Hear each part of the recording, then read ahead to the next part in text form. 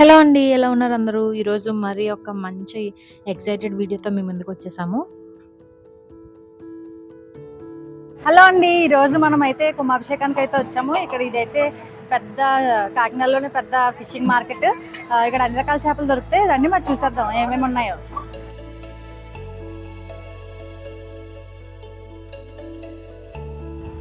చూసారండి, ఇది నెమలి కోణం అంట. మీరు షార్ట్ వీడియోలో చూసారు కదా. ఇప్పుడు మనం ప్రతి చేప కోసం డీటెయిల్డ్గా చూద్దాము.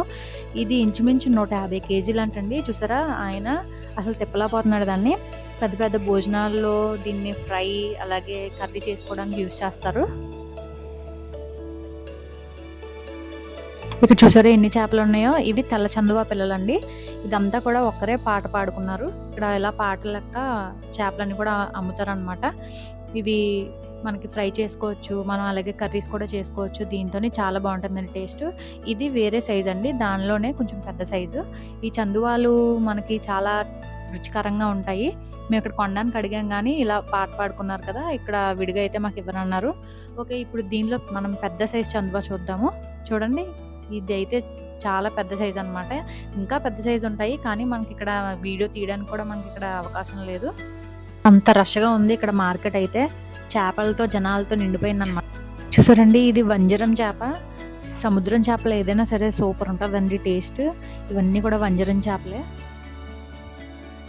చూసారా వెండి రంగులో ఎలా మెరిసిపోతున్నాయో చేపలు.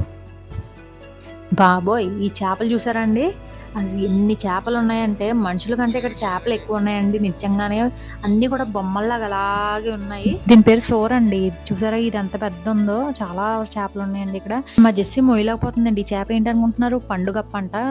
చేపల్లోనే రాజరాజు పండుగప్ప. కాస్ట్ కూడా అలాగే ఉంటుందండి. ఒక 5-6 వేలు చెప్పారు ఎంత అని అడిగితే. ఓర్ నాయనో, ఈ చేప చూడండి బాబు ఎంత పొడుగుందో. సముద్రం బొమ్మడే అంటండి. పాముల్లా ఉన్నాయి ఇక్కడైతే. ఇక్కడ ఇంకో రకం చేపలు ఉన్నాయండి. ఇవి పారలంట. ఈ చేపల్లో పడిపోయి ఈ పేర్లు కూడా మర్చిపోతున్నాం మేము ఇక్కడ. అబ్బబ్బా, ఈ సొర చూసారండి అసలు ఎంత పెద్దగా ఉందో. 300 కేజీలు అంటండి. ఒక క్రెయిన్తో తీసుకొచ్చి ఇక్కడ వేసేసారు. జెస్సీ దాని పక్కన ఒక ఎలక పిల్లలా ఉంది. దీనిలో ఏది కూడా మనకు వేస్ట్ అవ్వదంటండి. రెక్కలు, దాని తోక, దానిలో ఉన్న ప్రతిదీ కూడా మెడిసిన్కి యూజ్ చేస్తారంట. అలాగే సొర పిడుపు తెలుసు కదండి, ఎంత టేస్టీగా ఉంటుందంటే సొర పిడుపు. మాకైతే చాలా ఫేవరెట్ డిష్. ఇవి సొర పిల్లలండి. సొర పిట్టు దీంతోనే చేసుకుంటారు. కుంభాభిషేకం రేవులో చేపలు సవగ్గా ఉంటాయి. ఆ చేపలు మనం ఇక్కడ నుంచి ఎత్తుకెళ్ళి ఏరే వ్యాపారాలు చేసుకుంటారు. దాని గురించి ఇక్కడ చేపలు మాత్రం బాగా సవకుంటాయి. ఇక్కడ నుంచి పట్టుకెళ్ళి ఎగుమతి చేస్తారు.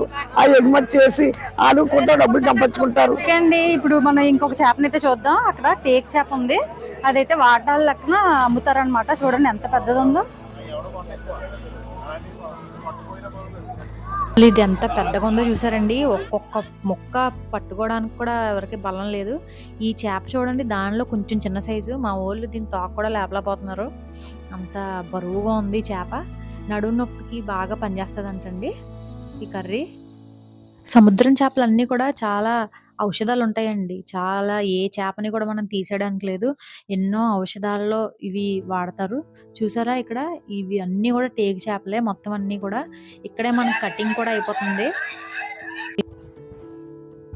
ఈ రొయ్య చూడండి ఎంత పెద్దగా ఉందో. ఇది ఇంచుమించు ఒక 1/4 కేజీ ఉంటుందండి. ఏంటి సడన్ గా ప్లేస్ మారింది, డ్రెస్ మారింది అనుకుంటున్నారా? ఇప్పుడు మనం ఎక్కడికి వచ్చామంటే కాకినాడలోనే ఇంకొక పెద్ద ఫిషింగ్ మార్కెట్, ఫిషింగ్ హార్బర్కి అయితే మనం వచ్చేసాము. రండి, ఇక్కడ ఇంకే రకాల చేపలు ఉన్నాయో చూద్దాం.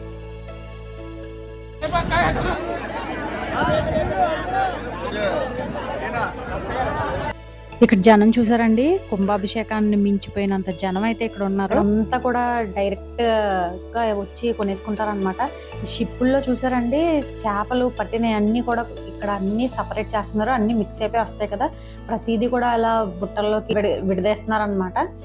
చాలా బోట్లు అయితే ఇక్కడ ఉన్నాయండి. వీళ్ళు ఎంత కష్టపడుతున్నారంటే అలా నీటిలో చేతులు వాళ్ళ కాళ్ళు కూడా ఎలా అయిపోయాయంటే వీళ్ళు ఎంత కష్టపడితే మనం సీ ఫుడ్ మనం తినగలుగుతున్నాం అనమాట. మనకి అదంతా కూడా తెలీదు. మనం డైరెక్ట్ కొనుక్కొని తినేయడం ఇదే తెలుసు మనకి. కానీ వాళ్ళ బోట్లో ఎన్ని రోజులు ఉంటారంటే ఆ సముద్రం మీద నిజంగా వాళ్ళకి హ్యాట్స్ ఆఫ్ అండి. ఇక్కడ టైగర్ రొయ్యలు అయితే చాలా ఉన్నాయండి. ఇక్కడ వేలం పాట లెక్కన ఇవి కూడా ఇక్కడ కొనుక్కుంటారు.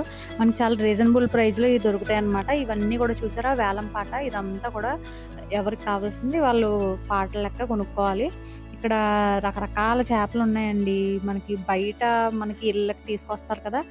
అక్కడ కొనుక్కోవడం కంటే మనకి ఇక్కడికొచ్చి కొనుక్కుంటే మనకి చాలా బెనిఫిట్ అన్నమాట. ఇవి చూసారండి దీని పేరు సుంచులంటండి. సముద్రం సుంచులంట ఇవి. ఇది కూడా ఒక రకమైన చేప. అలాగే పక్కన చూసారా కండైలు, కొమర సంచులు అంటారు. తెలుసా మీకు? ఇవండి ఇవి కండైలు. ఇక్కడైతే చూసారండి సావిడాలు, కానాకదులు, గొర్రసలు ఇంకా చాలా రకాల చేపలైతే ఇక్కడ ఉన్నాయండి. అన్నీ కూడా మనకి బుట్టల వైజ్ మనం కొనుక్కోవాలి. ఇవి కర్ర నెత్తలండి. ఎంత పొడుగ్గా ఉన్నాయో చూసారా? చిన్న నెత్తలు ఉన్నాయి. అలాగే దానిలో రకం పెద్ద నెత్తలు కూడా ఇక్కడ ఉన్నాయి. ఇవి చందువా పిల్లలండి. ఇవి అన్నీ కూడా నెత్తళ్ళు. ఎవరికి కావాల్సింది వాళ్ళు బుట్టల లెక్కన కొనుక్కుని ఇంటికి పట్టుకెళ్ళి అమ్ముకుంటారనమాట. ఇవి కూడా ఇందాక చెప్పాను కదండి సూరలు, అవే అనమాట ఇవి.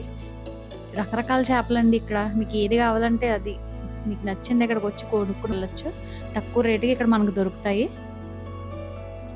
ఇక్కడ చేపలను చూసారండి ఎలా ఎండబెడుతున్నారో. నేనైతే సినిమాలోనే చూసాను ఇలాగా. ఎప్పుడు డైరెక్ట్గా ఎప్పుడు చూడలేదు. ఇక్కడ ఒక ఆవిడ ఇక్కడ పొంగడాలు, అరిసెలు అనుకుంటండి అమ్ముతుంది. ఇప్పుడు ఇంకో రకం చేప చూద్దామండి. ఇది బొంత అంటండి దీని పేరు. చూసారా ఎంత పెద్దగా ఉందో. ఇది కూడా ఒక రకమైన చేప. ఇక్కడ మన కాకినాడ చుట్టుపక్కల మార్కెట్లు అన్నీ కూడా అండి ఇక్కడ నుంచే చేపల మార్కెటింగ్ అవుతుంటాయి అన్నమాట.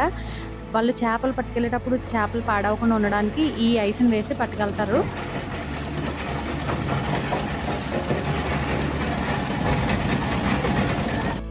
ఇప్పటి వరకు మనం పచ్చి చేపలు అయితే చూసాం కదండి. ఇప్పుడు ఇదంతా కూడా మనకి ఎండు చేపలు, ఎండు రొయ్యలు, ఎండు నెత్తళ్ళు ఇవన్నీ కూడా ఇక్కడ ఉన్నాయన్నమాట.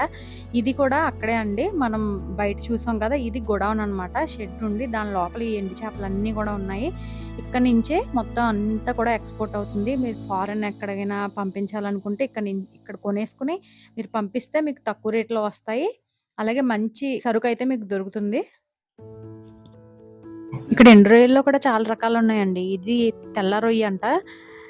ఇంకా ఎర్ర ఎండు రొయ్యలు కూడా ఉన్నాయి. ఇవేమో ఎండు గొరసలండి.